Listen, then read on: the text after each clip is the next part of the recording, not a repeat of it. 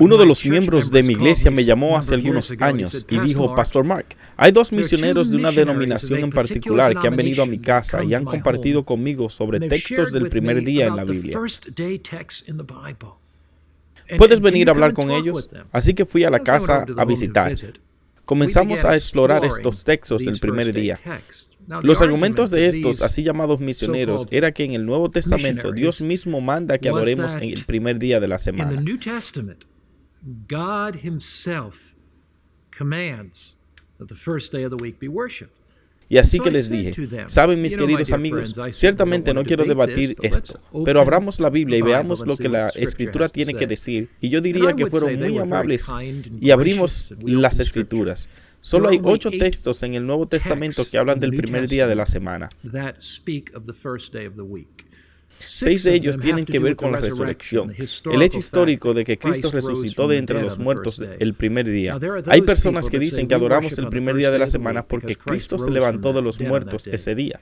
Hay 2 problemas con eso. Primero, Cristo nunca nos mandó a adorar el primer día porque resucitó ese día. El único mandamiento en la Biblia es una orden de adorar en el séptimo día. Jesús dijo: acuérdate del día de reposo para santificarlo. 6 días trabajarás y harás toda tu obra, pero el séptimo día es el sábado del Señor tu Dios. Pensaría que si Dios dio la ley en tonos de trueno, en el monte Sinaí las escribió con su propio dedo en tablas de piedra. Si esa ley iba a ser cambiada,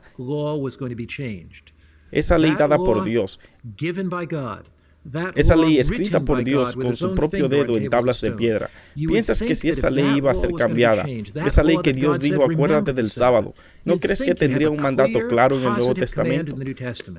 Simplemente no existe. Así que el primer problema con decir que adoro en domingo por la resurrección es este: Dios nunca nos mandó a hacerlo. Pero hay un segundo problema. Y el segundo problema es que ya tenemos una señal de la resurrección que se nos dio en el Nuevo Testamento. Hay 3 días en el fin de semana de crucifixión. Viernes, el día que Cristo murió. ¿Adoramos el viernes porque Jesús murió ese día? No. ¿Qué hizo Jesús? Nos dio un memorial para simbolizar su muerte. Dijo que cuando coman este pan, beban esa copa, mostrarán la muerte del Señor, dijo, hasta que Él vuelva. Así que, ¿qué hizo Jesús? Nos dio la comunión para conmemorar ese día del viernes, su crucifixión. El día siguiente, sábado, las mujeres, la Biblia dice, en armonía con los mandamientos, así que sin duda el mandamiento no fue clavado en la cruz, porque las mujeres estaban guardando el sábado. El día siguiente, ni siquiera embalsamaron su cuerpo a la puesta del sol ese viernes por la noche. Así que en ese sábado las damas descansaron. Tenemos un símbolo de descanso dado por Dios en la creación, escrita con su propio dedo en la ley de los 10 mandamientos, guardados por los profetas, guardados por Jesús y los apóstoles. Ese es el sábado. El domingo, el día de la resurrección, Jesús resucitado de entre los muertos. ¿Qué símbolo nos dio Él de la resurrección? Lees al respecto en Romanos capítulo 6. Romanos capítulo 6, leemos sobre esto y comienza ahí en Romanos 6, versículo 3. ¿O no sabéis que todo lo que hemos sido bautizados en Cristo Jesús, hemos sido bautizados en su muerte? Porque somos sepultados juntamente con Él para muerte por el bautismo, a fin de que como Cristo resucitó de los muertos por la gloria del Padre, así también nosotros andemos en vida nueva.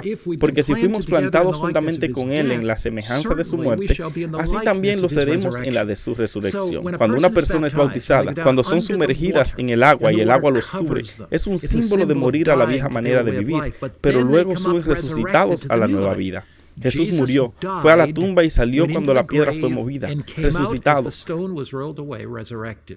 Así que experimentamos la nueva vida en Cristo al bautizarnos como símbolo de la resurrección. Así que guardar el domingo no es un símbolo de la resurrección, más bien el bautismo es. Pero alguien diría: mencionaste que habían 8 textos en el Nuevo Testamento que tienen que ver con el primer día, pero sin embargo dijiste 6 de ellos tienen que ver con la resurrección. ¿Qué de los otros 2? Bueno, echemos un vistazo a los otros 2. Veamos si hay algún mandato de guardar el primer día de la semana. Hechos capítulo 20, y buscamos allí en Hechos 27. El primer día de la semana, reunidos los discípulos para partir el pan, Pablo les enseñaba habiendo de salir al día siguiente y alargó el discurso hasta la medianoche. Alguien diría, ahí está, los discípulos estaban juntos para partir el pan. Debieron estar adorando ese día. Hay un par de cosas que notar aquí. Simplemente porque rompes el pan en un día particular no significa necesariamente que estés adorando ese día. Hechos capítulo 2 habla de los discípulos. Los discípulos se reunían a diario. La Escritura dice que en Hechos 2, versículo 46, y perseverando unánimes cada día en el templo y partiendo el pan en las casas, comían juntos con alegría y sencillez de corazón. Partir el pan puede significar comunión, pero más probable, como la Escritura dice, partiendo el pan de casa en casa, comían su alimento con alegría y sencillez de corazón. Así que es una comida diaria. Lo hacían todos los días. Se reunían todos los días. Así que el hecho de que es el primer día de la semana y los discípulos se reunían para romper el pan no necesariamente significa que santificaran ese día y el servicio de comunión en ese día. No en absoluto en las Escrituras.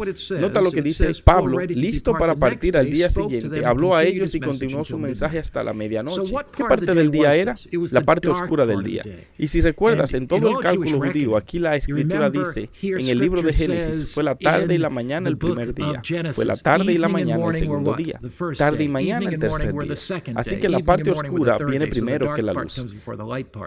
Así que ese es el primer día de la semana. Es la parte oscura. El sábado había sido desde la puesta del sol del viernes hasta la puesta del sol del sábado.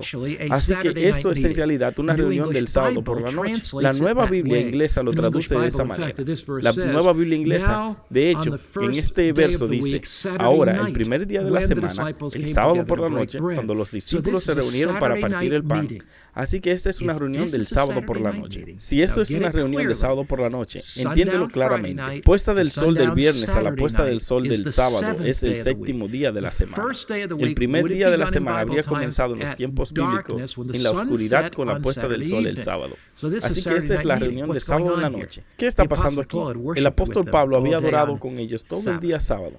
Se estaba preparando para salir al día siguiente. Se aprovechó de eso reuniéndose con ellos el sábado en la noche. Mientras Pablo continuaba predicando, predicó mucho tiempo. Un joven llamado Eutico estaba sentado en la ventana. Se cayó y murió y Pablo bajó y sopló vida en él.